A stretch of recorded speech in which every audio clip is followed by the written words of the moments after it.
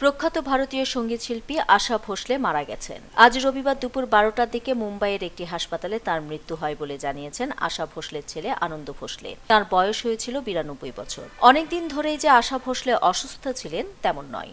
গতকাল শনিবার সন্ধ্যায় হঠাৎই ছড়িয়ে পড়ে তার অসুস্থতার খবর। তার নাতনি জানাই ভোসলে সোশ্যাল মিডিয়ায় জানান, চরম ক্লান্তি এবং বুকে সংক্রমণ এর কারণেই তাকে হাসপাতালে ভর্তি করানো হয়েছে। 8 দশকের বেশি দীর্ঘ ক্যারিয়ারে তিনি একাধিক ভারতীয় ভাষার পাশাপাশি বিভিন্ন বিদেশি ভাষায়ও হাজার হাজার গান রেকর্ড করেছেন। শাস্ত্রীয়, লোকসঙ্গীত, পপ থেকে গজল বিভিন্ন ধারার সঙ্গীতে অসাধারণ মানিয়ে নেওয়ার ক্ষমতা তাকে অনন্য উচ্চতায় পৌঁছে দিয়েছে। 1933 সালের 8 সেপ্টেম্বর ভারতের মহারাষ্ট্রে জন্মগ্রহণ করেন আশা ভোসলে। তার বাবা দীননাথ মঙ্গেশকর ছিলেন শাস্ত্রীয় সঙ্গীত শিল্পী ও থিয়েটার ব্যক্তিত্ব। খুব অল্প বয়সেই বাবার মৃত্যু হয়, ফলে পরিবারের দায়িত্ব এসে পড়ে বড় বোন লতা মঙ্গেশকরের কাঁধে।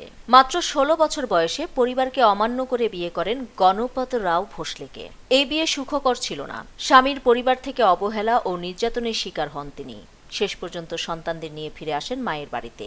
এই অধ্যায় তার জীবনে গভীর প্রভাব ফেললেও তাকে আরও শক্ত করে তোলে। পরবর্তী সময় সঙ্গীত পরিচালক আর.ডি. বর্মনের সঙ্গে তার সম্পর্ক গড়ে ওঠে। দুজনের সম্পর্ক শুধু ব্যক্তিগত নয়, সঙ্গীতেও এক নতুন যুগের সূচনা করে। তাদের যৌথ কাজ ভারতীয় সিনেমার সুরের ধারাকে বদলে দেয়। পিয়া তু আব তো আজা, দম মারো দম, চুরা লিয়া হে তুমনে এমন অসংখ্য গান আজও জনপ্রিয়। দীর্ঘ কর্মজীবনে ভারতীয় সঙ্গীতে অসামান্য অবদানের স্বীকৃতিস্বরূপ তিনি ভারতের সর্বোচ্চ চলচ্চিত্র সম্মাননা দাদা সাহেব ফালকে পুরস্কার, পদ্মবিভূষণ সহ অসংখ্য সম্মাননা অর্জন করেছেন। পাশাপাশি তিনি একাধিকবার জাতীয় চলচ্চিত্র পুরস্কার ও ফিল্মফেয়ার পুরস্কার জিতেছেন। আশা ভোসলের খ্যাতি শুধু ভারতেই সীমাবদ্ধ নয়, তিনি আন্তর্জাতিক মঞ্চেও পারফর্ম করেছেন এবং গ্র্যামি মনোনয়ন সহ অসংখ্য পুরস্কার পেয়েছেন।